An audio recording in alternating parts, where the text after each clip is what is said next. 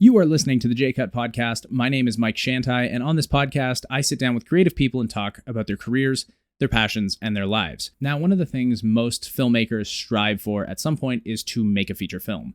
It's an extremely daunting task, from writing it to finding a producer to directing it to editing it. It requires a lot of people, a lot of gear, and a lot of money. And you can make a feature film for very little money, but you're really going to be stretching yourself thin. And my guest today is Faran Moradi, and he just wrapped up production on his first ever feature film. It was financed through Telefilm's Talent to Watch micro-budget filmmaking program for first-time filmmakers.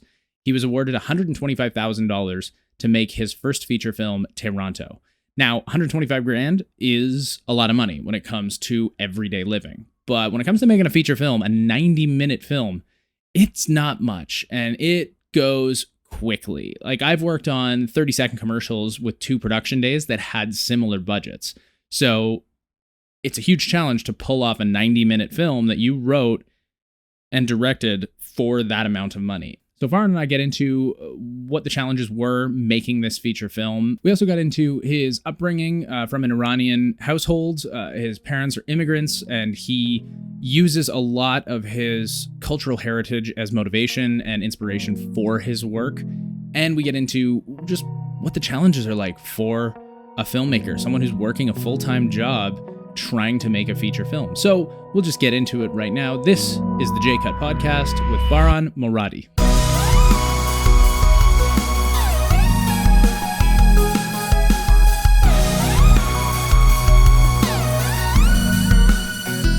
Directed a feature film. I did. How was that, man? It was hard. It was like making 20 short films in the span of like 4 months. Yeah. Shooting them, at least. Now we have to edit them all. So, for context, you applied to Telefilm for the Talent to Watch micro-budget program, and you got $125,000. Yeah, 125. So that's not a lot to do a feature film with, which is why you're crowdfunding at this time a bit more. Yeah. Also, screw you, because I got rejected for that grant. Well, I mean, you can always like reapply. There's still like Ontario Arts Council, Canada Council for the Arts, Toronto Art Council. Like, there's tons of other ways to get more funds, which we've learned because we were trying to find more money. Yeah.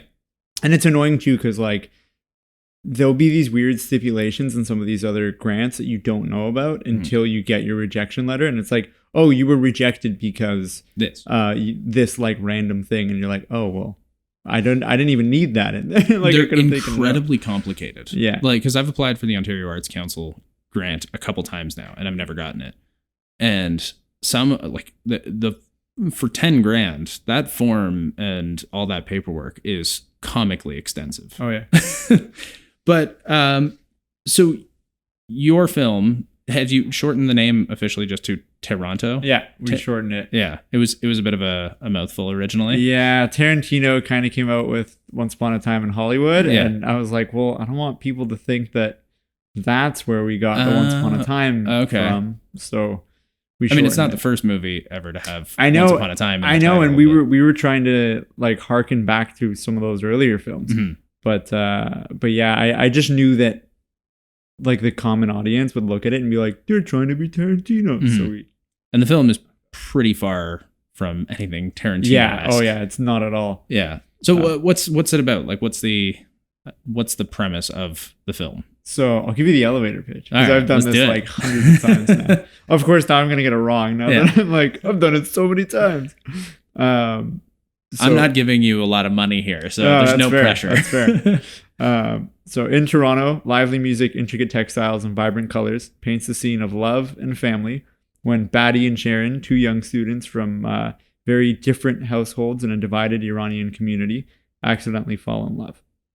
So, and I say accidentally because at the beginning of the film, they hate each other. They're not totally on board with each other. Yeah, she's a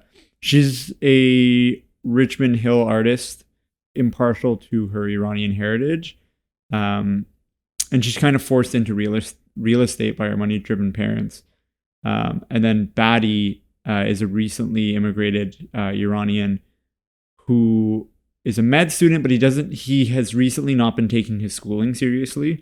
My own I was about to say headcanon, but I guess it's not headcanon if I wrote it. Yeah, I guess the background behind that is that Batty has been reading a lot of like philosophy recently, and he thinks he knows everything about the world, and he's just getting like angry. He's like an angry 20-whatever-year-old who just hates the world and hates society and whatever. So he hasn't recently been taking his study seriously. And being a Middle Eastern man, he feels like he can't express his emotions. Like he can't express like being super happy or super sad. It's either like neutral or anger is like the two options he has. So he never really explores any of his built up emotions from having to leave Iran and come here and relearn and learn a new language, try to fit in. And so he ends up, I guess, having a deep hatred for assimilated immigrants, and he brands them traitors to their own race. So as the film goes on, it's pretty heavy. Yeah. So as the film goes on, she ends up inspiring him to reevaluate his emotions and try to come to terms with who he really is on the inside. And she, and he also kind of becomes a little more understanding of why people assimilate, why they take on English names if they're living in an English-speaking country, and learning about how racist experiences growing up can lead to these kinds of decisions. Mm-hmm. And she, on the flip side, ends up learning more about her culture through him, and is inspired to pursue her art. And it's interesting because she's not inspired to pursue her art because of him. She's inspired to pursue her art because she was reconnected to her culture. Mm. And the point in the film where they kind of go on their own journeys of self-discovery and growth is independent of one another, because I thought it was important for the characters to grow for themselves as opposed to him growing to appease her and her growing to like draw him in closer. Mm. So, which I think a lot of romance films do, whether they're rom-coms or romantic dramas. And I think it's cheap, and I don't think it shows good character development. Mm-hmm. Well, you're going for authentic, like actual immigrant Canadian experience. Yeah, exactly. I remember when you wrote the first draft, it was extremely long. Yeah. So, like, what was your first page count? It was like 160 something. Yeah, something like it was like 167 or something. How? Because what I did was, and I don't recommend anyone does this. Don't write your films like this. But when I submitted a 1-pager to Sheridan, mm-hmm. I hadn't written the script, and they me neither. Yeah, and they advised that you do. Yeah. But I just submitted the 1 page, and I was like, all right, well, if it gets picked, I'll write the script then. And then they picked it, and they're like, all right, you have 1 month to make revisions to your script. And I was like, oh, geez. Make revisions to my script. So I spent the first week just watching a bunch of movies and reading Sid Field's screenplay, and taking all these different notes while watching these 7 movies that would influence our film ultimately. And I ended up then using that to develop 2 separate storylines, one for the girl, one for the boy. Mm-hmm. Kind of intercut them, and then did a beat sheet, then wrote it. And when I wrote it, I just like sat there and I wrote. Vomited? Yeah. Yeah. So I had like a rough outline of like, okay, these are the scenes, this is what happens in each scene. Mm-hmm.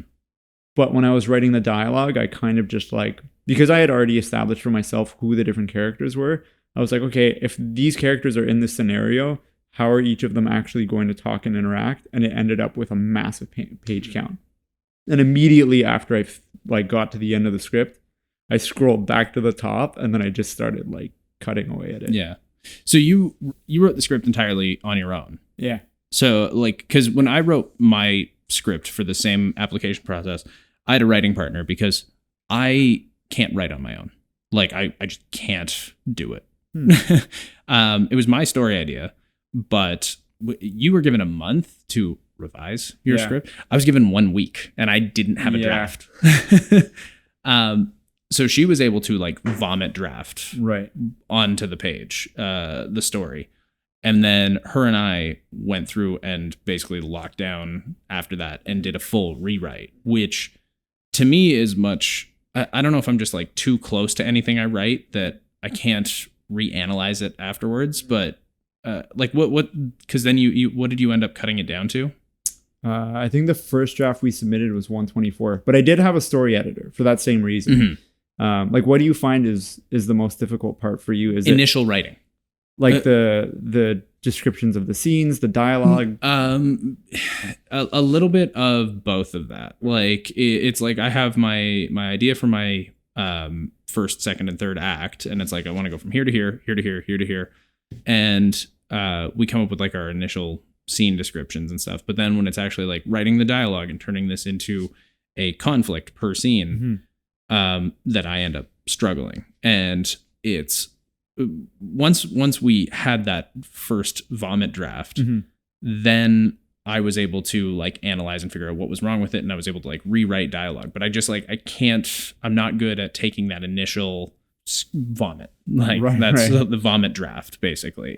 Is even with like the outline and stuff, I'm just not good at that. I much prefer story editing as opposed to initial scripting, especially something as long form as a feature film, because it's a gargantuan amount of writing. Yeah, it's nuts. Like so then what was your shooting draft? I want to say 106 pages. So that's roughly 60 pages plus shaved off. Yeah. So you can't be afraid to kill your babies. Oh yeah. I mean, like that very first, like the vomit draft, as you will, it was 167. And then the first draft that I submitted, it was like 124, which was like basically exactly the way act, that like comparatively, like that's like cutting your first act in terms of and I mean, content. A lot of it was just like dialogue that I cut out. It wasn't even like full scenes. It was just dialogue that I chipped away at. And then that's what got it down to 124, which was what I had targeted for using Sid Field's, outline. I was like, I have a hunch, like I would like this to be 100 pages, but I have a hunch that it's going to end up being 120 to 125, just because the outline that I'm using, or the template that I'm using, is for a 120 page screenplay. And that's what it ended up being. And then Sheridan came back and they're like, we like it, but get it under 100 pages. So naturally I made it 99 pages. Technically. Yeah. And I'm sure you know what I did? Because at one point I think it ended up being like 104 pages and I still couldn't get it down. So I went through the script, and like anytime that there was like a parenthetical that I was like, okay, I'll put this back in later. Director's draft. Basically. Yeah, I would remove the parenthetical, and it would like bump it up, and sometimes bumping it up would like remove a page like somewhere further down. Or if a description was like 5 sentences, I would like knock it down to 2 or 3, and it would like compress the page again. Political strategy. Yeah. So what was the process like after getting some amount of funding, because you haven't gotten it all yet, right? Like it gets released in phases for Telefilm. If my memory all at once. Oh really? Yeah, it's all at once. They just cut you a $125,000 check, and they're like, go nuts. Yeah, but unfortunately, different places that you go will hold amounts. So for example, when you go to ACTRA, they'll hold a specific chunk of your budget in addition to what you're going to pay the actors. They pay another percentage of your budget as a bond, which makes it hard when you're like, okay, now we also need to pay the crew. Yeah. Well, 125 grand is not a lot. Like you can, I mean, I've worked on commercials with that budget for a single day, 30 seconds. And you're doing a 90 page feature. How many days of actual principal photography did you do? 20 days of shooting. 20 days. How big were your crews? On the biggest day, probably 20 to 30. On the smallest day, like 3 of us. Like a skeleton crew. Yeah. Oh, like when you did the movie theater stuff? Like the movie theater was somewhere in the middle. Yeah. So the movie theater was probably, I'm going to guess like 10 crew, 12 crew. That was a scramble. Very last minute. Oh yeah, and thank you for that. Like there were 2 locations that I think were, there's probably 2 locations that were probably the hardest to get and that we got like last minute, and one of them was the movie theater. And like honestly, if it wasn't for you, we probably wouldn't have gotten it. I had the connection there, and I felt bad because I was like trying to get you info, but it's like I didn't have anything, and I was like, I didn't want you to think that I was just dicking you around at any point, because it's like sometimes you feel like I'm trying to get this done, but it like, because I don't have any information, it feels like I just and you were on a shoot too.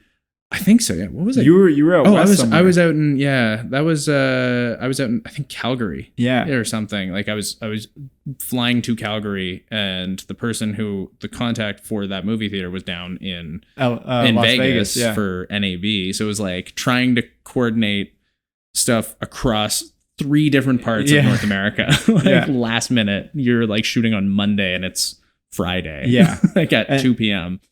And I think the first time that we talked about it was the Wednesday before, because when I went into work on the Thursday, because I think you had provided a contact, or someone had provided us a contact in the theater, and they like weren't answering the phone or emails or anything. And when I was talking to one of my coworkers about it, he's like, oh, because I also work at Sinking Ship, right? Yeah. And so they were doing tests at the theater for the Dino Dana movie. And one of my coworkers was like, oh, well, I'm actually going there later today to go test some stuff out. And because I think you said, I'm trying something else as well. Like, because I was like, I'm trying, man. Yeah. So this was like me kind of like hedging my bets as much as I could. And so when he's like, who's your contact? And I told him, he's like, that's my contact. He's like, why don't you come with me? And I was like, all right. So I went with him. The person was like smiling and whatever. And then when I like shook his hand and I introduced myself, his like smile, he was like, oh, like he realized that I was the guy. And he's like, the guy who's been pestering him. He's like, I want you to know, like, I'm not trying to like dodge you or whatever. Like, it's just, these are overall, we've been given the instruction not to let indie films shoot here because it hasn't gone well in the past. But, and I was like, well, I do have another contact who knows like someone higher up at the company. So I'm trying that as well. And he's like, okay, well, he's like, get in contact with me by like tomorrow, which would have been the Friday. And then the Friday when I called him, he didn't answer.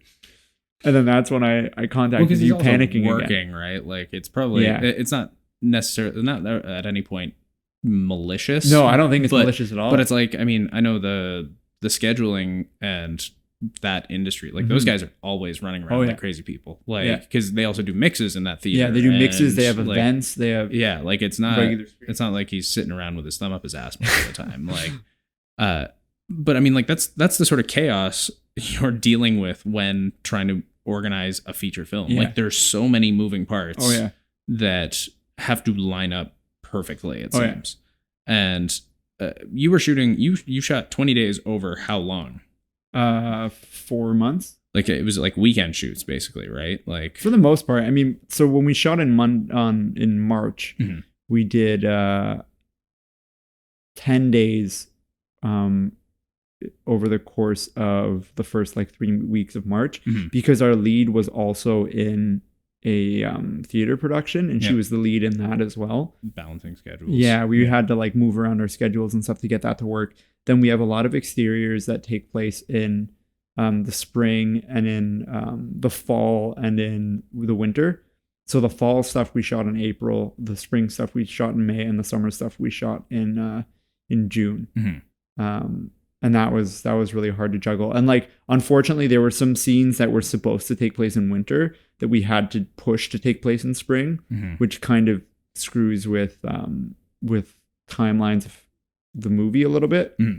It's not anything that the general audience would know, but it's something to do with, for example, when the main character is doing his interviews for residency, typically that takes place in the winter, but because of our shooting schedule, we had to do it in the spring. So any like med student watching the movie is going to be like, that's not right. Bullshit.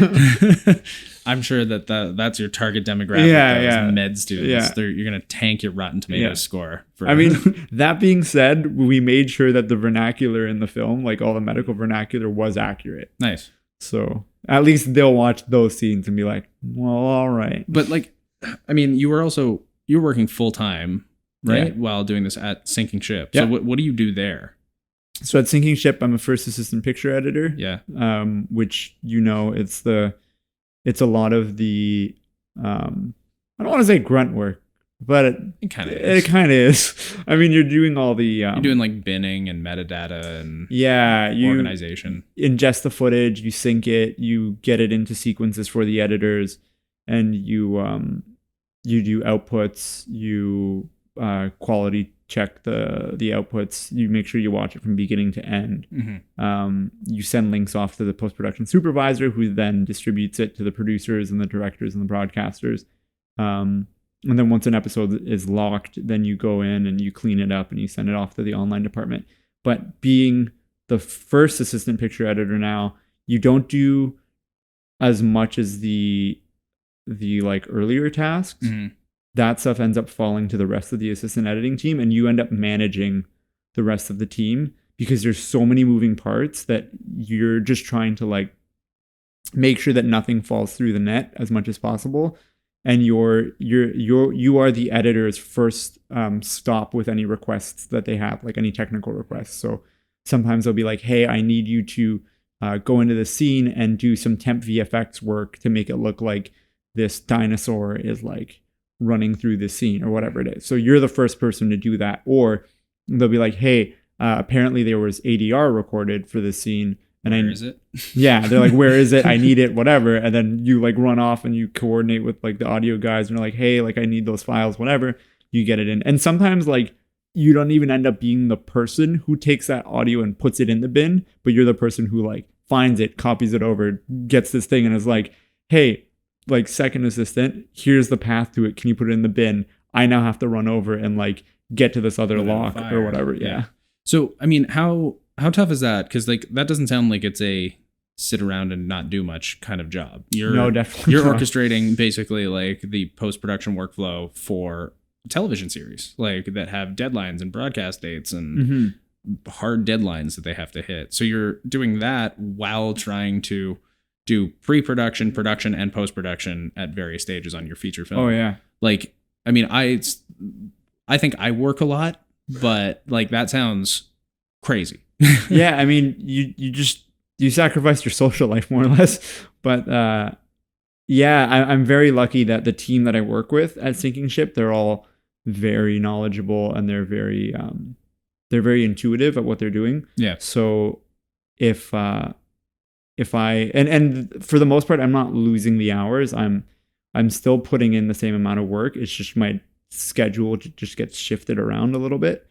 So if, let's say, for example, I need to shoot on the Monday, I would come in on like the Sunday or something and then get everything set up and going. But then unfortunately fires would still come up during that Monday. And there were times where I was on set and like trying to direct like these 4 actors in a scene while answering questions to the cinematographer and like looking at stuff that the script supervisor is bringing me and like talking to the AD and whatever. And I'm also getting these texts from work being like, hey, where's this file? Where's this thing? And I'm like also answering that. And luckily the post-production supervisors on the show are super organized and they have everything together too. So it makes it easier in a sense, not to say that it's easy, but it does make it easier for sure. And the other nice thing is like the directors, the editors, even the owners of the company, all at Sinking Ship, are really accommodating and they provide great feedback and advice on not just mine, but other employees' personal pursuits, which is great. And Sinking Ship primarily does like family and kids TV kids shows, content. Right? So like what show are you working on? So right now I'm working on Odd Squad. And it's a spin-off of Odd Squad. It's called Odd Squad Mobile Unit because they did 2 seasons before. Yeah. They did a web series and now they're doing Odd Squad Mobile Unit. Is that what Gail's DOP? Yes, Gail's DP on that. She's I'm getting her out here to do this at some point as well once she wraps the season. That's awesome. So that should be August. Yeah. It's a big business, but it's a small business. Yeah. Like in that everybody knows somebody. Yeah. I remember when she got the job. Yeah. I guess her job would be like an associate producer. Yeah. When she told me, I got super excited. I was like, oh my God, I know Gail. Like I love Gail. We go back. And then I called Gail immediately afterwards and I was like, hey, I heard you got the job on Odd Squad. Yeah. So that's really cool. I was super stoked when I read about that because I think it was posted online or something, or there was an article written about her taking on Odd Squad. I didn't know it was Odd Squad Mobile Unit because I mean, I'm not that familiar with the show, not being a child and not having children. Not something I watch regularly. But like, Well, it just got launched as a mobile unit. Yeah. So like, because you're in production now, right? Like, how long is the production window for this particular season or show? Or I think it started early March, and it ends in August.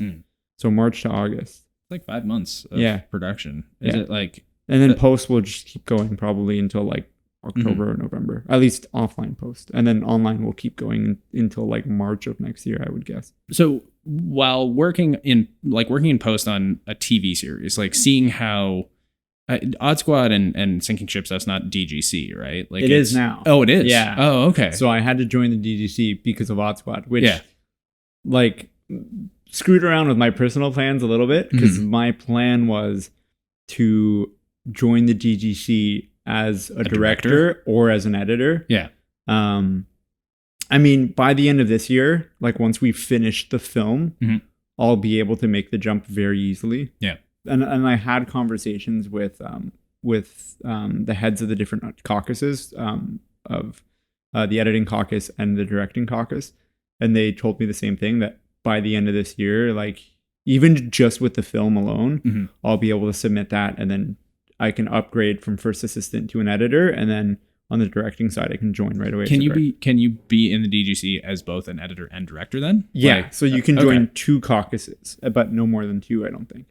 So they limit you there. They cut you off. Like I'm gonna be an art director and a director, and the credits just roll and it's your name with. It's like those classic indie student films where it's like written by Faran, directed by Faran, edited by Faran, assistant directed by Faran, like cast Faran. So I mean, you're working on the sort of big machine of TV post production. Now you're also working on your feature. Like, are you editing your film or no? I have to. It saves us like you have $5 no money.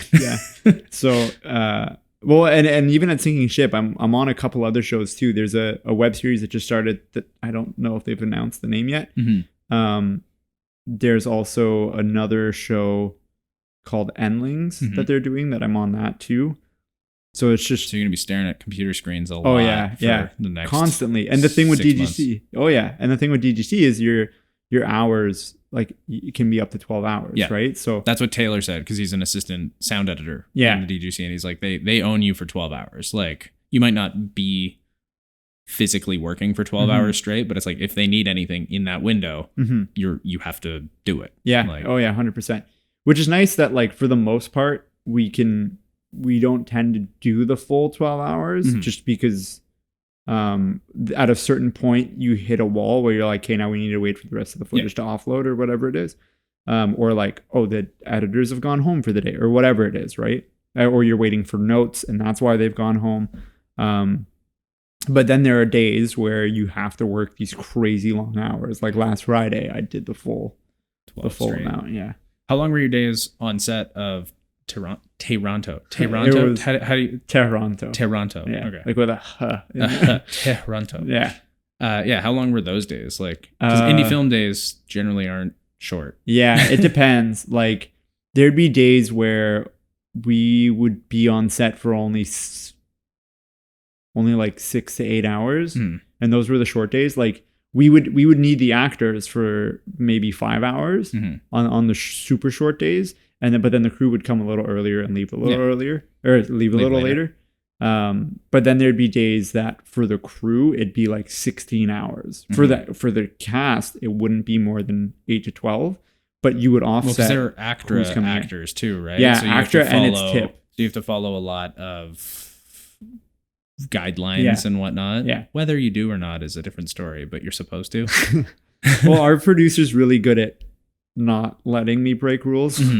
So she's been on the ball with things, which is interesting because I come from an indie world. I'm like, well, why don't we just do this thing anyway? And she's like, we can't do that. I'm like, but why don't we? She's like, because we can't. I know. Well, I mean, like I do lots of small scale commercial stuff where it's like I'm directing it and producing it, but I'm also moving stands and like, helping audio or like grabbing lenses or something, just because it's like small scale where documentary kind of run and gun but like when you start getting into legit feature filmmaking with the different unions like IATSE and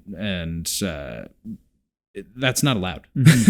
You don't touch the shit that you're not and that's permitted to do. That's the weird thing about these like this budget of indie film is you're in this like weird middle ground area where it's not like, it's still small enough where IATSE and TGC and like CMPA, WGC are like, go do your thing. Yeah. But it's big enough where ACTRA is like, no, this is a legitimate film. Like, these are the rules you need to abide by. And so within that same budget range, what you end up getting is crew who have either never done anything big before or crew who've done tons of big stuff. And when you mix them together, you get really interesting days where there will be a day where I'll notice, for example, oh, it's really windy and these C stands have fallen over twice and I don't want anyone to get crushed. Yeah. And the gaffer and the grips or whatever are busy, so I'm going to run and go get sandbags. And then when I go to do that, that person might get offended, right? But then there will be other days, depending on, because your crew isn't always the same person, especially when you're shooting 20 days over the course of 4 months. So then some days when you're with crew, the crew that you're working with is like, I'm busting my ass moving this gear around. Why are those like 4 people just standing there? You guys should be helping me. And I know it gets confusing to a lot of crew too who are in those positions because they're like, but the guy last week yelled at me for helping. Yeah. So now you're in post-production. You're editing your own film. Are you looking forward to that? Have you started? Like, what's... So I've been importing the footage. Yeah. And that's about it, right? To me, that sounds extremely challenging. Yeah. Like, not only editing... Because like you're your own first assistant editor, I presume, because you don't have the budget to hire. Oh yeah, definitely an AC. So you're like ACing it. You're going to AEing it. You're going to edit it, and you are the director. So you are closer to this than anybody else. Yeah, especially because they wrote it. Yeah, writer, director, editor. Like, because the last couple sketches and like short form content I've done, I try to get somebody else to edit it. Oh yeah, like because. I could edit it, and all my commercial stuff I do because I'm not emotionally attached to that stuff. They're jobs. Yeah. But to edit your own work, like it's hard to remain objective. Oh yeah, 100%. Like, and I guess you're not that far into it yet, because I have a feeling your first cut's going to be gargantuanly long. Yeah, it's probably going to be pretty long. It's going to be 168 minutes. I mean, the nice thing was the last short that I did, Black Powder and Guilt, that one, the first cut wasn't that long. Yeah. It was actually like pretty close to what it ended up being. And for that, each session that we did, I made sure to bring in Cam, who was my co-writer on it. He was also the DP. So he was on set and like got to see the other takes as well. So I brought in the co-writer. I brought in Judah and Tyler, who were also my co-producers on it. Yep. So getting all 3 of their input was essential to getting the cut that we got. And are you going to be trying to do the same thing? I'm going to try, yeah. So I'm going to bring in the producer for sure, right? Yep. Every pass, the producer is going to be in there. And I think there's a few connections that my producer and I both have in the industry who are other directors and producers who do it for a living and have been doing it for decades. And so we're going to try to see if they'll come in for a pass or something and give us some notes. We might... What did you do? I have small pockets. things just keep falling. It's just gonna like pool out. Just a slight trickle out. Over. Yeah. So yeah, I think we're gonna try to get a few people come in and give us notes because I'm gonna need it, and I know that there's gonna be times where I'm looking at something and I'm like, this doesn't work. The movie's ruined. This doesn't cut to this. And that's where having a separate editor always helps. Because they're like. There could be such a simple fix for something that you just are not seeing because you've either seen the footage too much, you were there when it was made, like it's so hard to separate yourself from the content. Yeah. Like, and especially because I imagine you have an emotional stake in this film. So it's like, it's not just a job. This has been your life for the past year and change. Yeah. Like, it was like about a year ago that you got the actual funding. A year ago, right? We got the funding. I think it was November 2018 that I wrote. No, November 2017 that I wrote the like log line for it. Yeah. So you're going on almost 2 years with this project in your brain. Yeah. In some capacity. Yeah. So oh man. It like, it's weird to think that like, oh, that wasn't November 2018. It was November 2017. Yeah. And for context, it's now the end of July 2018 that we're rolling on this. 2019. Or 2019. Oh my God.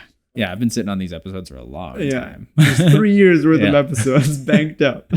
Yeah, this movie's been out. It's released now. Like, the sequel's in the works now. So then, Tehranto. is Taranto like Tehranto? Is that like an actual sort of like mini borough of Toronto? Does that exist? It's not a borough, but it's a term that's used for the Iranian community in Toronto. The interesting thing with the Iranian community is it's not like condensed into one specific area. There's like pockets of areas. So, and traditionally, like it ends up being like north of the 401. Yep. But you'll get an area in North York, like Yonge and Steeles area, where there'll be tons and tons and tons of Persian stores and restaurants. And then Richmond Hill has a massive Iranian community, to the point where like there's certain areas of Richmond Hill where the street signs are in Farsi. Oh, really? It's nuts. So I had no idea. I don't spend time in Richmond Hill. So, because there's like, in Toronto, there's Little Italy, Little Portugal, like those little like physical pockets of the city. So this is not, it's kind of scattered. It's scattered. It's just more the community of these like first and second generation immigrants that live in various parts of Toronto now. Yeah, exactly. So it's a bit of a colloquial term for the whole community. And that the term I use, Tehrangelis, is like another one that's used in for LA. Which when I went to LA, I was like, where's the Iranian like area or whatever? And I went, it was nothing compared to Toronto. Really? Like Toronto's a melting pot though. Like I mean LA is as well. Yeah. But I feel like Toronto is such a multicultural place. Everywhere you go is different. There's different communities, different ethnic groups, different people from all different parts of the world, all fucking meld into this city. And it's super cool. Like I really enjoy that. I don't live there because it's too expensive. Oh, believe me. Yeah. I know. That's why I live out in Burlington. So, but so then what sort of inspired you to write this specific story? The original idea for it was actually a love story set in Iran as though the revolution had never happened. Okay. Because like alternate type of timeline, like alternate basically. Timeline essentially. Because the reality is Persian culture, Iranian culture, because the thing is Persian culture is only one part of Iranian culture, but if you look at Iranian culture as a whole, like the different subcultures and subraces within Iran, it's a very warm and vibrant community. People are constantly joking around. They're very loud and like jovial. There's tons of music playing, and everyone's like any event that you go to, there's just tons of food, and every piece of food has a different history and different flavors and whatever. And even like the fabrics that people wear all have different kinds of names, and they're from different parts of Iran. But unfortunately, because of what's going on politically in Iran, people's perception of what that is very different. And anyone who, like, if you can get beyond the surface level, a lot of times people will relate it to Arab culture or Indian culture, and it's not. You'll find similarities between the various subsets within Iran, but you won't find too many similarities from them to these other cultures comparatively. So it was important to me to have a story set in Iranian culture that could then be palatable to others. And I thought the best way to do it would be to show, okay, here, let's remove this political like shadow from the mix and look at what a love story looks like in that environment. And a friend of mine was like, well, you'll never be able to shoot that. So why don't the budget won't allow it. Whether it's going there or faking it here. So he suggested, well, why don't you just set it in Toronto? And I was like, well, I don't know, like that's boring. It's what I know. It's my life. I see it every day. He's like, yeah, but like think of all these different things of like Tehranto, like no one knows this. Like no one knows that these communities are here. I didn't. Yeah. I mean, it's partially because it's not all in one concentrated area, right? And then even then there's different like kinds of Iranians, so to speak. There's ones who left Iran before the revolution. There's ones who came after the revolution. And then within that, there's reasons as to why they left before and after the revolution. And then people who were the children of those who left before the revolution, the children of those who left after the revolution that were born and raised here. and then the people who immigrated here as children or as teenagers. But our film chooses to only focus on people in their 20s for the most part who either immigrated here or are the children of those who immigrated here before the revolution. So, and I'm neither one of those. Yeah. Funny enough. Well, so what's like the brief sort of family history for you? What, like, because I don't even think I know this. Or if really? I do, like if we've had this conversation, I've since forgotten. Yeah. But so my parents had to escape Iran in 1989, I want to say. They escaped Iran because they're so my whole family were all Baha'i. And in Iran, the Baha'i faith is a minority religion which is persecuted as apostates to Islam, essentially. And so when they came here, they had to escape through the mountains into Pakistan and then fly here. They had to gain refugee status at the UN and then fly here. And I was born here. And I've never stepped foot in Iran. I've never been to Iran. I would love to go to Iran and I want to. And it's weird because it feels like I'm living in like a friend's house and I'm looking out the window and I can see my house, but I can't go to it and I've never been to it. I've just been told, that's your house. Yeah. And then like while I'm living in this house, I have to abide by the rules of this house while knowing that, oh yeah, in our house, like you have to take your shoes off in the living room, or like in our house, like you can eat after 11 o'clock or whatever it is. Right. So there's all these, although I was born and raised here and I speak English and French, and I know Canadian history and Canadian politics in and out, it's still, there's always a part of me that feels like I'm a visitor, despite the fact that I was born here and I've never been to Iran, which is really odd. Especially because when I meet Iranians who are from Iran, they don't see me as an Iranian a lot of the time. They're like, no, you're a Canadian. And there's this thing that W.E.B. Du Bois coined, which I think it's called double consciousness, where he was talking specifically about Black Americans who both felt as though they were African and American and neither African nor American. Because of these similar situations where a lot of them had never been to Africa, but because they're not seen as welcome by a lot of white Americans, they in their minds were like, okay, well, that's because I'm African. But then they would think to themselves and they're like, well, I've never been to Africa and I don't know African culture as well as someone who's from Africa. So maybe I'm not that either. So do you think that that's because of an importance on your like family's culture prior to coming to Canada, like an importance that your family places on that sort of cultural aspect of your family history that potentially motivates that feeling as an outside? Because like, I mean, my parents were born in Canada, but on my dad's side, his parents were Polish and Irish, which is an odd European combination. And then my grandparents on my mother's side were born in Canada, but they're like, my great grandparents were born in like Italy and Germany. Also odd combination. So I'm just this like European mutt. And because of that, like, I mean, I don't consider myself anything but Canadian because my family, like, I don't cheer for anybody else during the World Cup. I don't care. Yeah. And I think that's kind of interesting because people always, especially in Canada, will describe themselves as Canadian, but talk about their family's like history. It's like, I'm Canadian and my family's Italian and Polish or something, or whatever the case may be. And I don't consider myself any of that. So but my family never placed as much importance on Polish culture or Italian culture. Like there was a little bit because my great grandmother survived until she was like 96 and she was super Italian. But like for me, I have no emotional connection to any of those places apart from like, I'd like to visit them because they sound cool. Yeah.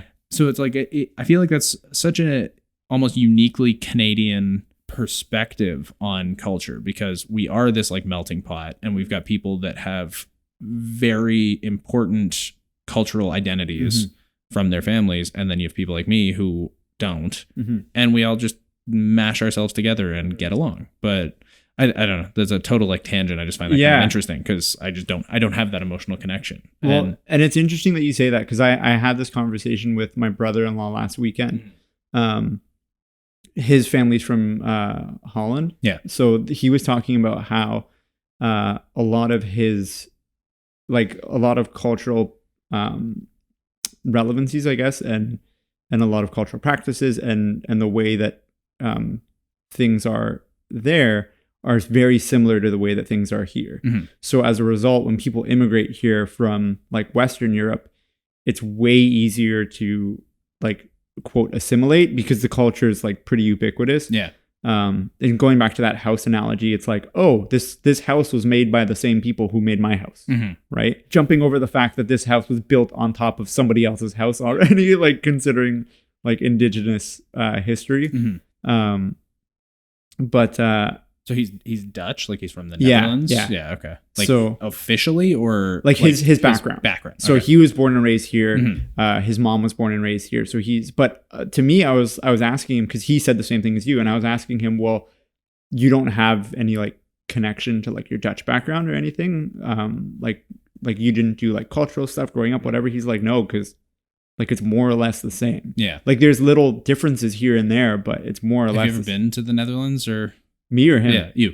I have not. Because I was there for a week or so back in 2016, and it does, like, apart from the fact that their architecture is much cooler than it is here, it does fundamentally feel very similar to being in Canada. Well, when I was in Iceland, it was the same. Yeah, it felt like you were on like East Coast Canada or something. Yeah, with much cooler mountains. Yeah, yeah. But I find that cool because like I don't have that sort of cultural background to inspire any sort of like creativity or writing, where like clearly you take that from your background and you have turned it into a piece of art that is very close to you. So like well, part of it too is because I got confronted at the Montreal World Film Festival. Confronted. Because before Black Powder and Guilt played, the person who was introducing the film said, oh, and today we have an Iranian filmmaker here. Again, jumping over the fact that I'm born and raised here, right? So we have an Iranian filmmaker here who's playing his short film, and immediately afterwards, it's and it has nothing. That film has nothing to do with being Iranian. Nothing. And he said, and it's followed immediately afterwards by a film set during the conflict between Arab nations, Palestine, and Israel in the 1970s by a Jewish filmmaker. And he's like, so once the movie's done, I'm going to invite them both up and we'll have a little conversation between the cultures and like see if there's any kind of reconciliation or anything there. And then he's like, all right, enjoy the movies. And then the movie plays. And like, what was Black Powder and Guilt was about a kid. It's about two brothers. They're white Canadian brothers, who one of them undergoes like a tragic event, and as a result, the other one is kind of haunted with the guilt of that for the rest of his life. And that's like the movie in like one sentence. But it has nothing to do with Iranian culture at all. Like, we got this Iranian filmmaker. Yeah, just tossing that out there. Yeah. And so when the movie was done, he's like, well, why didn't you make a movie about Iranian culture? To me, he's like, Iranian culture is so like warm and whatever and this and that. Like, where's your identity in this? And I was like, well, the main characters in the film, it's a Baha'i family. Okay. So I still put like a little bit of you into it. Yeah. So for me, that was still important. And like, there's a prayer that the dad says in the movie, and it's a Baha'i prayer, which, interesting enough, when Cam originally wrote it, they were like saying grace, and it was more like the way a Christian family would do it. And I talked to him and I was like, how do you feel about me making this a Baha'i family? I feel like it would be more interesting, especially because it's in the 50s and there were already so few Baha'is in Canada at the time. I thought it would be interesting, and he was all for it. And so when I said that, he kind of like backed off a little bit, and then I was like, fuck you, man. Did Cam like write the original script for Black Powder, like, or was that your idea and you collaborated with him? Or so I had written a short story years before that was about this kid who was obsessed with keys, and he saw keys as like, oh, that's like what adults have, because like they have cars, house, whatever, and it was something that adults had that kids didn't have. So he was always obsessed with keys. And he would just like, I don't know, obsess over his dad and his keys and whatever. And they were walking down the beach one day and he finds this old key and he takes it and then he's gonna like go with it, but then he ends up realizing that he's kind of cheating his way into adulthood and he didn't earn it.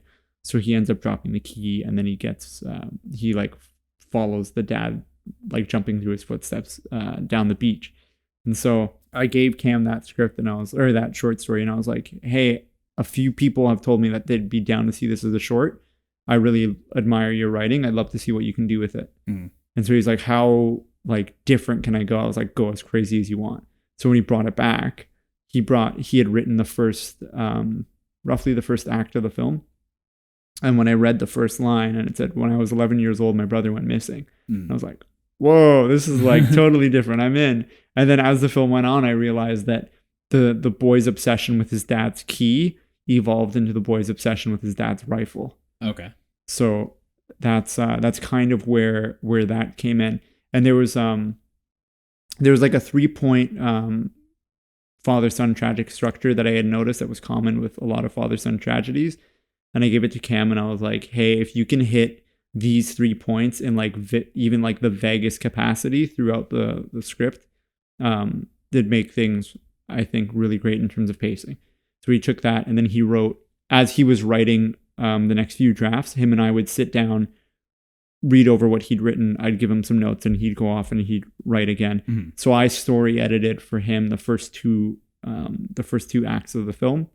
And then at a certain point, he gave me the script and he said, okay, why don't you write the last draft of the script? Because at a certain point in the movie, about halfway through, you know where the movie's headed. Yeah. And it became hard. Like we started slowing down our writing at that point. And then at a certain point, we sat down to have a conversation about how the movie was going to end. And we're like, okay, so I think we know where the movie's headed. And the question is, do they or don't they? And so we had a big conversation about that. And then he's like, well, I think you have a good idea of like what you want to do with it. So why don't you write the last draft or the last act? So I wrote the last act, went through and condensed some of the scenes that he had in acts 1 and 2 and like put 1 or 2 more scenes in earlier and then sent it to him. He gave final notes and then we shot it. How, and that was like, and it came to like 20 minutes and change. Yeah, about like 23. It was a longer short. Yeah, because well, at least I wanted to see if I was ready for a feature. Because we had done, like you, same thing. We'd done so many shorts in school that were between 2 minutes to 10 minutes. 10 minutes. Yeah. That I was like, hey, well, can I do something that's more or less the length of a TV episode? And then after that, could I tackle a feature? I did not think that I was going to do a feater right away, but I thought I'd do like another couple shorts. 27 now? How 27, yeah. 27, okay. So I finished the vomit draft of the script on my 26th birthday. And when's your birthday? March 8th. March 8th? Okay. So it was you're just 27 too. Like, yeah. I mean, you're 3 months into being 27. I turned 27 while we were in production. Yeah. I'm 29. I haven't done a feature film yet. But you also got into the industry, or into like you transitioned into film school a little later than I did, right? Yes, yeah. Did you go straight out of high school, or like you did to fundies yeah, straight out of high school? And then so I was 21 when I started in media arts. So yeah, I was a little bit late to the party because I just really wanted to go to school. I did not want to just start my career. Yeah. Do you think that was valuable though? Like film school Sheridan and all that? I do. I know it's a contentious topic. But I think for me at least, like even just being around that many filmmakers for like 4 years was very beneficial because there was so much I learned from everyone. Everybody learned. I learned a lot from you. I learned a lot from Cam and Matt and RJ and Till, Sydney. Like I learned from Gail, like everybody, right? I think it's disingenuous to say that I could have done it without because I wouldn't have been able to make all these connections and to learn from all these people. I feel the same way. Like, I mean, the schoolwork was, I'd say like 50-50. There was a lot of shit we did that has left my brain and I haven't thought about it since. Connections is the biggest thing that I've taken away from college is that, I mean, it is very much what you make it too. Like there's some people who phoned it in, but those people are obviously they're going to phone it in when they start working and they're not going to or change survive. Industries. Yeah. Or there are those that phoned it in because they were getting work elsewhere and stopped giving a shit about school, which is fine as well. But yeah, I think it was valuable in connections I made. Like, I mean, the stuff I'm doing now was through somebody I met at Sheridan. Like, it was that phone call that somebody referred me to, and that has led to a huge snowball in like my commercial career. And you're getting a lot of work. Yeah, I'm self-employed, and I have maybe in the last like 5 years had 2 weeks where I was not at least on or hired for a project. Yeah. Like, even on my vacations, I've been working and like putting out little fires from afar. But at the same time, it's like I'm doing more commercial work, which is great financially. But I want to make a feature, and I want to make like other short form content. And it's so hard to schedule that in when you are running your own sort of like small business as well. Like, I have gear, I've got connections, but it's all about time. Yeah. Like, that's the most valuable asset. And that's the hardest thing to actually wrangle up, because even on a feature film where you had 125 grand, people were not working for full rates. Like, they're working at mad discounted rates. Well, some people were like working volunteer. Yeah. Which, like, what sort of challenges went into that? Like, I mean, like, you guys are not making proper wages. No. Like, I think the biggest challenge to me, at least, is the way that ACTRA does it compared to how the other unions do it. Just because I think it's very difficult to do things fairly when one of the like 5 or 6 major unions is the one holdout. Yeah. Because all the other unions will say things like, all right, if it's below 500,000, if it's below $1 million, you can sign a dispensation form and do your thing. Yeah. And I think, and for a lot of these unions, this is like a new process, or the way that they've changed it to be a little different. Because I think that they see the value in investing in emerging talent. Because we don't have those budgets. Yeah. Like, we don't have $1 million to make a feature film. Like, and therefore it cuts off a huge, not only cuts the filmmakers off from a huge potential pool of talented actors, but it cuts the actors off from a potential, like, really good project. Yeah. And I understand the concern that, oh, well, we don't want the actors to be used. Yeah. But the reality is that because of a lot of those rates that are there, now these people in these other parts of the film crew are being used. And to me, it doesn't matter what your billing is in terms of billing order. Yeah. I don't care. As a human being, you deserve to be treated with equal respect. So, and things like having a bond being held or something resulting in crew getting paid way later is totally unfair. And it's not that I'm against having these rates for actors, and it's not that I'm against having the bond. It's that these numbers, as they are right now, are too high comparative to what is going on with the other unions. Like, if you did something, like, because the other thing too is our leads got paid less than they could have. Yeah.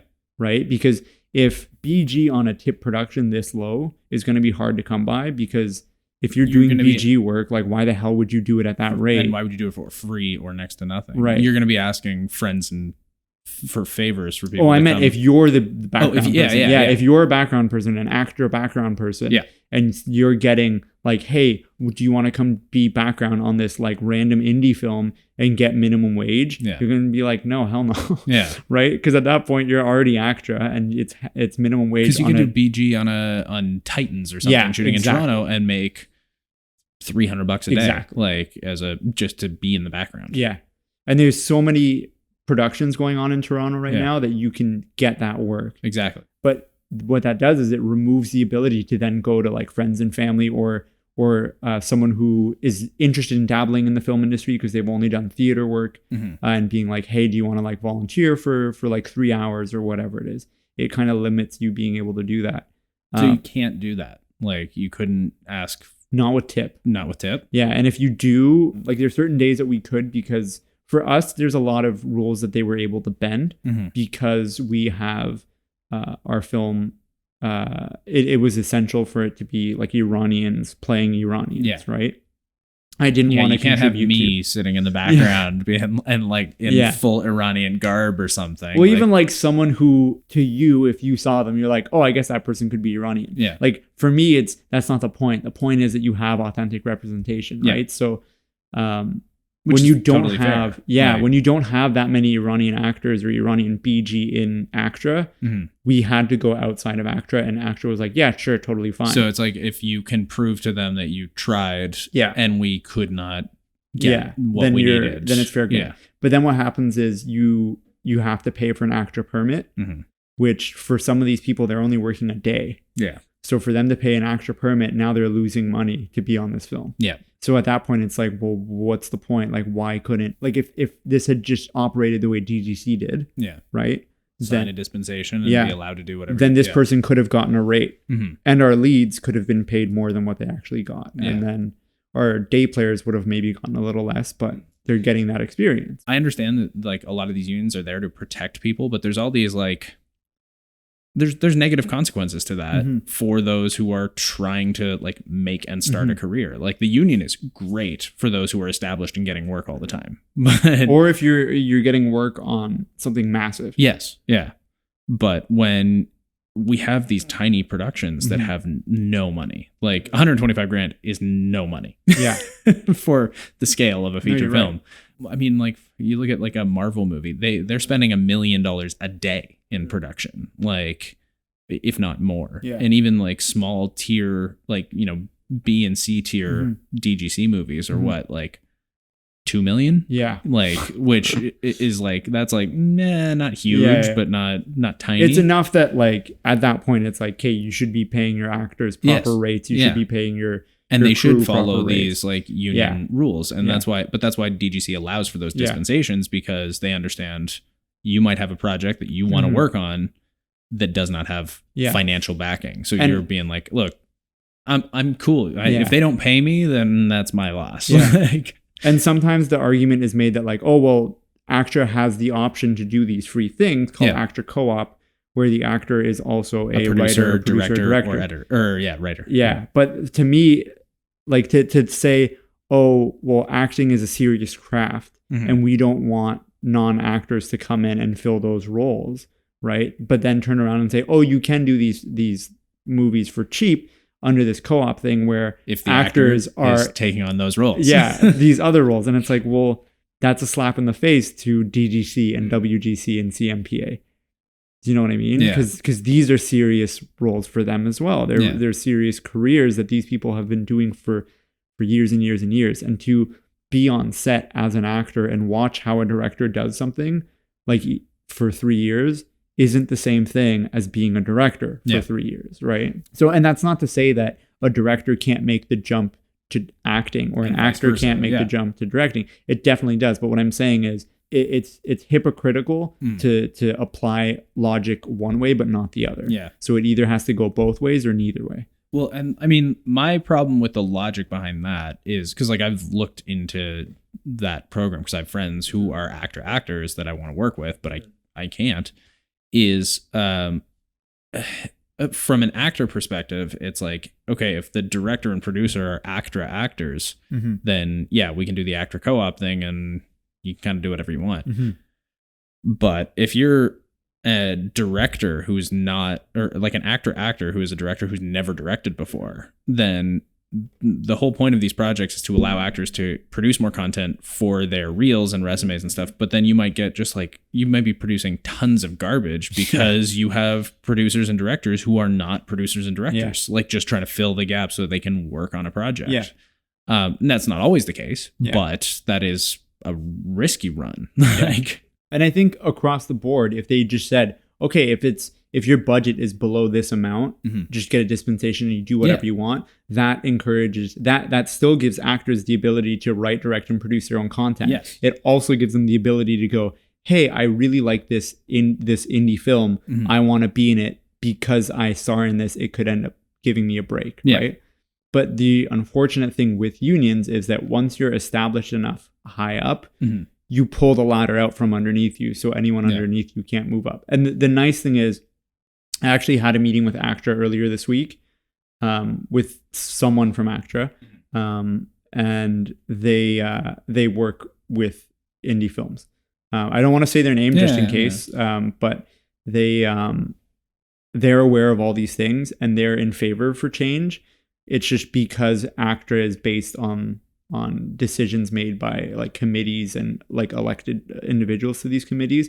It all comes down to them. And so, it's just that those sorts of organizations are always hesitant to change, like because they're profitable or they've been doing it this way for however long. And rather than look at change as something that we can figure out and capitalize on, they see it as something that could be a detriment to them and don't want to take the leap or take the risk to change how they do business when it could work better for everybody. Oh, for sure. For some people, it's even an ego thing. Yeah. Like even in the DGC, like I've met people who were like, oh, well, I don't like things like Talent to Watch because it ends up empowering these like random people to all of a sudden become directors. Yeah. Well, I had to bust my ass as a PA and then a third AD, second AD, first AD until I could finally be a director after like 30 years of moving my way up the union.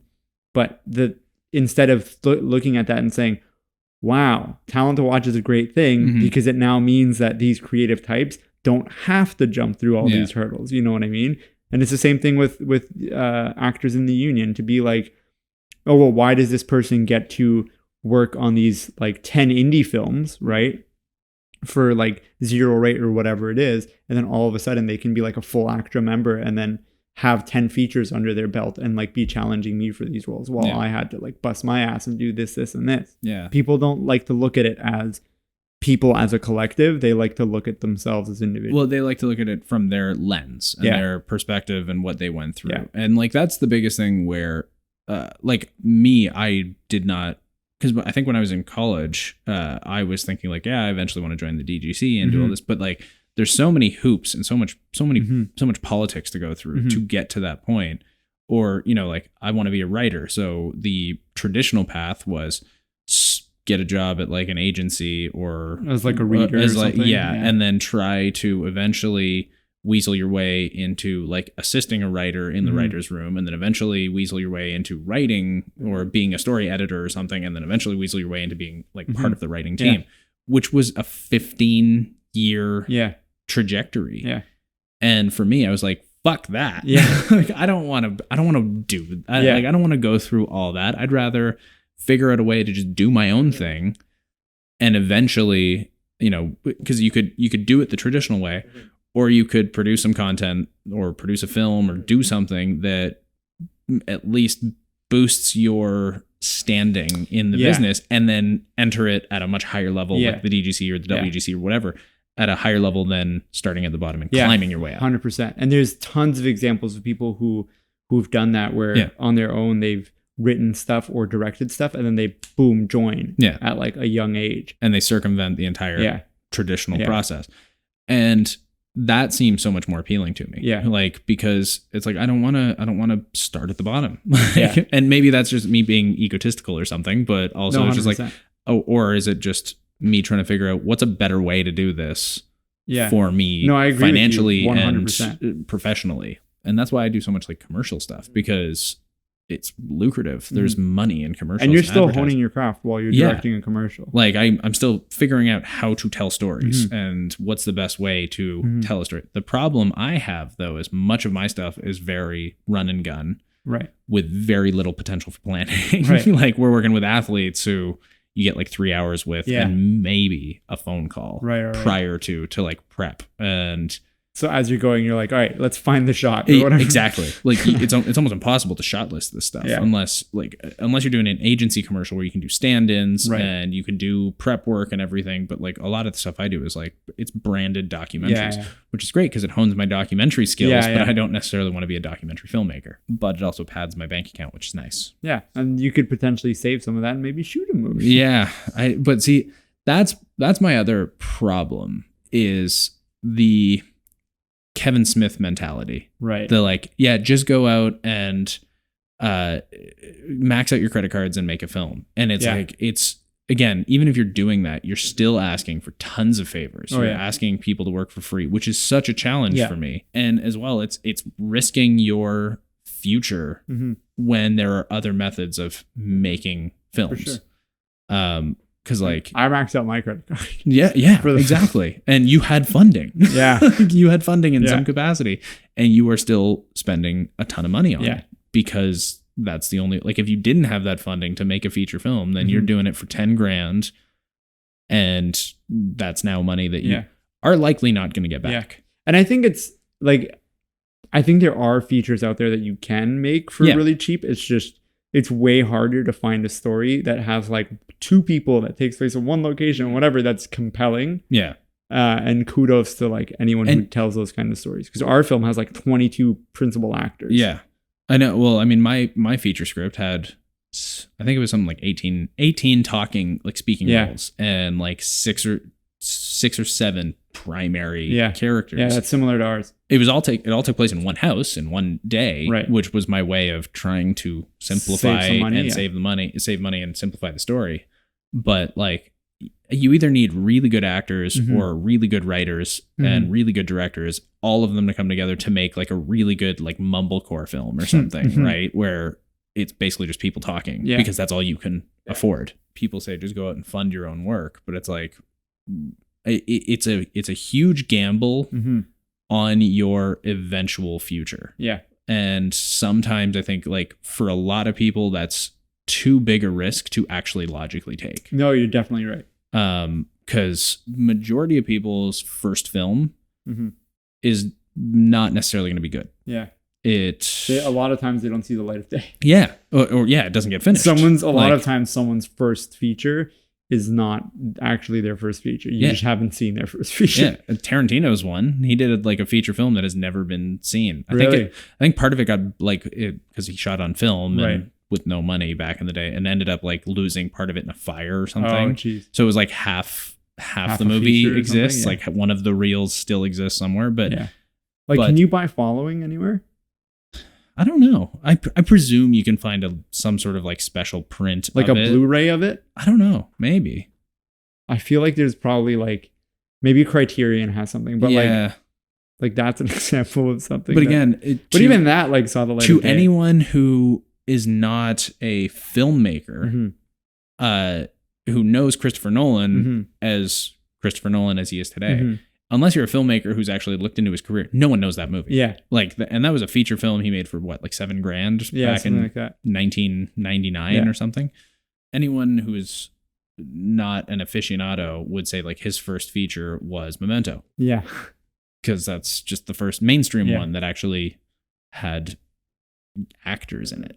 And I was thinking about this too. Like his visual style didn't really come into fruition until like, I wouldn't even say Insomnia. Probably not even until like Batman Begins is probably the first time that he really started to like develop that Nolan visual look. Right? I agree 100%. Prestige onwards is like, oh, there it is. Like once you saw the Prestige, you're like, okay, Memento and everything looks like Insomnia and maybe Batman Begins like didn't have that signature Nolan-esque look and feel to it. Yeah, but they did all have non-linear storytelling. Yeah, so did Following, which is also like that's his shtick, right?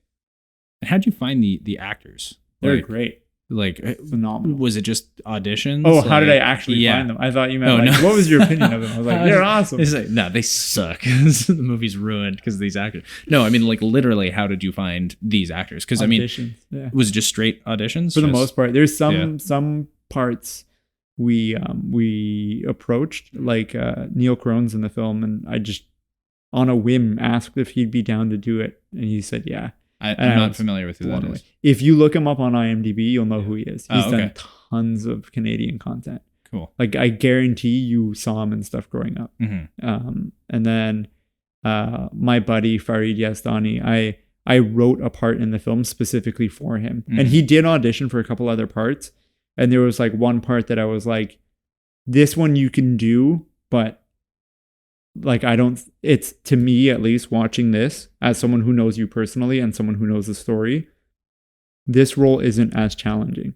So did any of the characters change kind of drastically because of casting? Because I know that's something that happens a lot. Is like you're writing these characters you worked on the script for 6 to 8 months or something before you actually went to camera, right? So you're picturing these characters, and then you're having auditions too. Yeah. And I mean, you've got a niche audition market. Yeah. You know what I mean? Like you need Iranian actors and who speak Farsi. Yeah. Like, because the other thing too is like I couldn't get Iranian actors who like don't speak Farsi, right? There's one exception to it, is the father of the girl. He's played by Ali Badshah. Okay. So Ali doesn't speak Farsi, but ethnically he's still Iranian. Yeah. He was just like, as a performer, he was leagues better than like anyone else who had auditioned for that part. Yeah. And yeah, it was just a thing. So you just find a way of not having him speak Farsi, or I mean, like, we still did, like, he still practiced. Yeah. And because he's Iranian and he's like exposed to a lot of Iranians all the time, he was still able to pick up a lot of this stuff, as opposed to getting someone who was, say, Arab or Indian or like Greek or Italian or whatever, and like feeding them the lines. Like that would have been way harder. Yeah. But Ali was able to do it, and he was an actor, which ACTRA loved, obviously. Prefer. Yeah. But I mean, like, you've got this niche market, so you're writing these characters for however long, and then you have actors come in, and you got to find, like, similar to your buddy, find the right person for each role. Oh yeah. Did anybody change kind of drastically, or did these actors bring something to the role that you didn't anticipate, or like that you changed to fit for them? Yeah. So there's I think there's a number of examples of that. There's one is the two main characters. Yeah. So they're played by Mose Ghami and Sami Azero. So both of them, the way that I had written the character was more or less like both their characters were different aspects of who I was. Okay. And so as a result, when I'd be reading those two characters, I'd read them both in my own voice, in my head. And they were different sides of who I was. So to me, they were both half characters.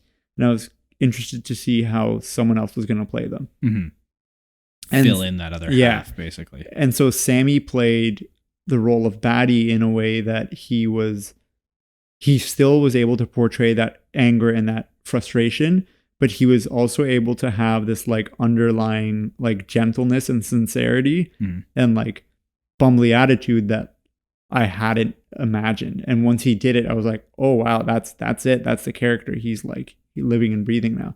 And same thing with Mo, like, because a lot of the stuff for her character, just simply to make it as a foil to his, a lot of her stuff was that she was not interested in the culture and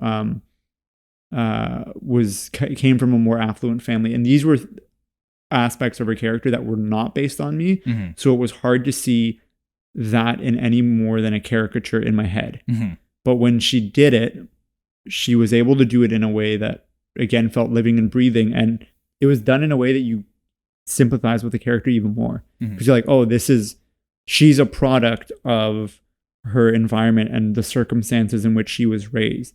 And because of that, we were able to work in a scene where also, because of the portrayal of the two parents, those were two other characters that I had written them as slightly more of caricatures. And then when they did the roles and I saw how much more compelling they could be and how much more emotion that they could bring, and that they showed genuine love for their daughter in the film, those were things that I was able to then, in the final draft of the script, go back and rework some scenes and put in some scenes where, for example, the mom reconciles some stuff with the daughter just like by doing one quick thing in the second last scene of the movie, or the dad has this scene where he opens up and confides in the daughter, which, again, being a Middle Eastern man, we wanted to show that he, similar to Batty, didn't really explore much of his emotions. So then we gave him a scene where he did, and Ali knocked it out of the park. And I think the last character, and this one's a little quicker to get into, but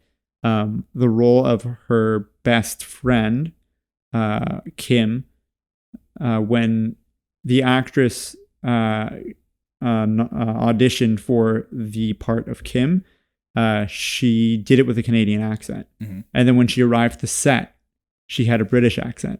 Oh, okay. And I was like, is that your real accent? And then she's like, yeah. And then I was like, oh, no way. I was like, why don't you just do that? And then she's like, well, I don't know. I thought maybe I should like make it like this. Maybe it felt more authentic to the Toronto experience. I was like, but the Toronto experience is that you have these different voices. So if you want, I was like, I'm going to leave the decision up to you. I'm okay with either way. Mm-hmm. So if you feel that you would like to do this character with your own voice and your own accent, then do it. If you feel like you want to do it with a Canadian accent, do that, because her English accent was obviously perfect because she's English, and her Canadian accent was perfect because she's a really talented actress. Mm-hmm. So left it up to her, and then she ended up going with her English accent. That's cool. So like it literally changed the 2 minutes before character we shot. History as you're like about to go to camera. Like any sort of like bio you might have envisioned has now just been thrown out the window, but it not to the detriment of the actual story. In fact, it feels like it actually reflects the reality of your story even more in a purely happy accident. Yeah, 100%.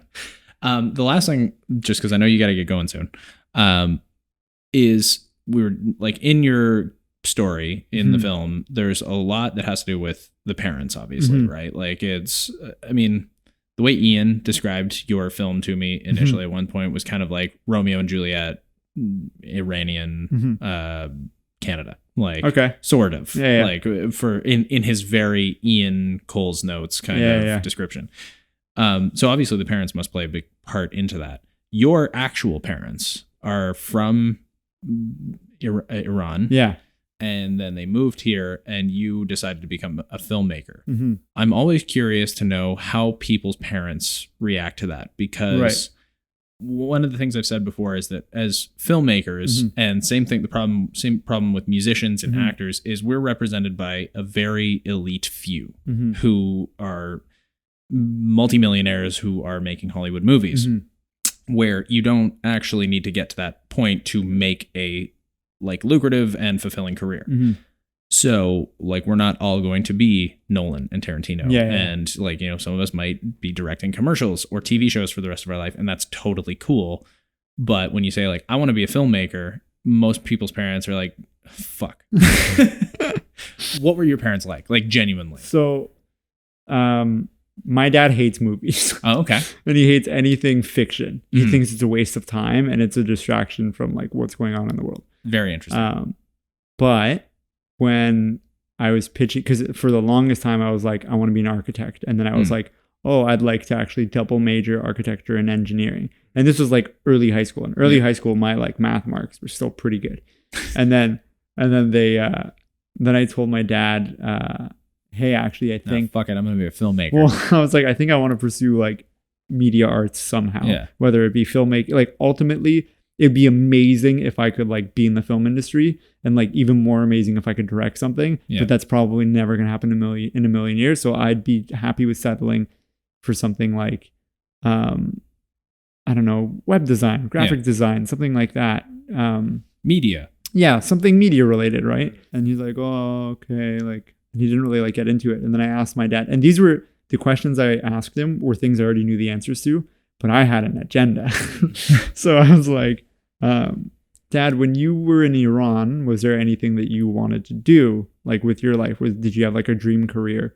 And he's like, yeah, I wanted to be a pilot. Just the thought of like being up in the clouds and like soaring and like seeing like the whole world around you. And like as he's saying this, he's getting so giddy and like so happy. And again, Middle Eastern men, we're like usually pretty composed. Emotions are reserved. And, yeah. So he's like getting like super like excited about this and whatever. And then I'm like, but you didn't become a pilot ultimately. And then he's like, no, I couldn't. They wouldn't let me because I wear glasses. And I was like, I see. So you couldn't pursue your dreams because someone else wouldn't let you. He's like, yeah. I was like, do you ever think back on like what life would have been like if you were a pilot? And he's like, oh yeah, all the time. And then I said, I don't want filmmaking to be for me what being a pilot was for you. And he like kind of like smiled, and then he's like, all right. And then that was the end of the discussion. Like that was it. With my mom, it was a little different because she didn't care as much like what I was studying so much as where I was studying it. For her, it was, you have to go to university. It was like, there's no conversation there. So the first time I applied to media arts, and like she was like, fine, but you also have to apply to like these like universities as well. Like, fine. So I applied to the universities. I applied to Sheridan. And I didn't get into Sheridan right away. Me neither. Oh, yeah, that's right. So I didn't get into Sheridan, but I did get into a bunch of universities. And at York, I got in with a scholarship for film studies. Okay. And my mom was like, well, just go. And one of the programs I had gotten accepted to was like a joint program between Western and Fanshawe. And my mom's like, well, why don't you just go here? And then you can be at home and whatever, and you're there. And I was like, no, I can't. Like, if I do that, if I stay in London, I'll never leave London. Yeah. Like I can't get my foot in the door. London, Ontario. Yeah. London, Ontario. And not that like people haven't left. It's just way harder to study in London and then get into the film industry here. It's way harder. Because once you come here, you know almost no one. And then she's like, well, what about York? Like, you got in, it's a university. There's like a scholarship. And I was like, but it's still like a university. It's more theory based. I need to do something that, like, I know that Sheridan is a name that's respected, and that's where I want to go. And then she was like pretty like hesitant. Yeah. And that's because it's the old school way of thinking. University leads to jobs. Nowadays, that's not remotely the case anymore. But my dad was similar in that he wanted me to go to university. Oh, yeah. So I initially tried to go to Ryerson for their radio and television arts program and was rejected before narrowing my sights on to Sheridan. Yeah. And and even then, he was initially like not super stoked because it was a college. And it's like... Fuck, who cares? And now it's a university, and like all of us who got a college degree are like, why? Wait, you don't need it. Why is there this like extra year of random theory when students could already be working? And the last person to talk to my mom was my brother-in-law. He was like, just because it's not a university, like, doesn't mean it's not like reputable. Good. So because I think her main concern was, like you said, not being able to get work, not being able to get a job, especially because my parents sacrificed so much just to come here. Right. So to sacrifice all that, come here, and then me not get work kind of flies in the face of all that. But I think they both realized that to make all those sacrifices, come here, and then have me pursue something that I wasn't passionate about either, also flew in the face of that. Defeats so in the end, purpose. And now they're like my biggest supporters for anything that I do. Like, I'll like, that's awesome. Yeah. I'll like do the smallest thing. Like, I'll shoot something on a DSLR and my parents will be like, wow, it's so beautiful. That's cool though. Cause like, I mean, so many people are afraid to approach their parents about entering a career like what you and I are doing, and to see parents' opinions change on that, because not even necessarily because you are successful at it, but because they realize like that's what you want to do is, or like that's what makes you happy, is such a, I don't know, like an enlightening thing to see. So I also like totally forgot about your medical problems in the past, and I'm really bummed that you have to get going because I want to explore that. So maybe you should come back out here and we can do another little follow up. Totally, like once you're like further into post production, we'll sit back down and shoot the shit about the second half of your movie making. Can also like promote the movie closer to it coming that'd be out. Awesome. So have it released as the movie's coming. Yeah, there we go. Great. Tie in. So I better get a ticket to the premiere. Oh, for sure, man. Who knows where the premiere will be, though? We'll cross that bridge when we get there. So here's your ticket. Good luck. Yeah. All right. Well, dude, thank you for coming out. Oh, my pleasure, man. Thanks for having me out. We should also just hang out at some other point, too, because 100%. We didn't see everybody enough. So I know. I've been MIA for the last year. You're justified. So, alrighty. Well, thanks, dude. Yeah, my pleasure. Thank you for listening to this episode of the J-Cut Podcast with Faran Moradi. You know, he's not the only person on this podcast. We've got lots of other episodes available right now, and more are being produced all the time. So if you haven't, maybe you should hit that subscribe button and that notification icon. Maybe. I think you should. Our next episode features actress and producer Paige Locke, and we discuss her short film Misfit M, where she stars as Marilyn Monroe, what it was like financing and producing that short film, what the process is like submitting it to festivals, and just the general life of a working actor and indie producer, and more. We're days to camera, and we don't have our jail cell. And she's very specific in the letter. She says cement walls, there's a door with a little tiny window, a cement cement bed. There's scratches on the walls from former patients. A little, a window on the door, then another little window. Like, she's very specific about what it looks like. She paints the whole picture. And we were at the point where I was almost accepting Kijiji offers to shoot in someone's unfinished garage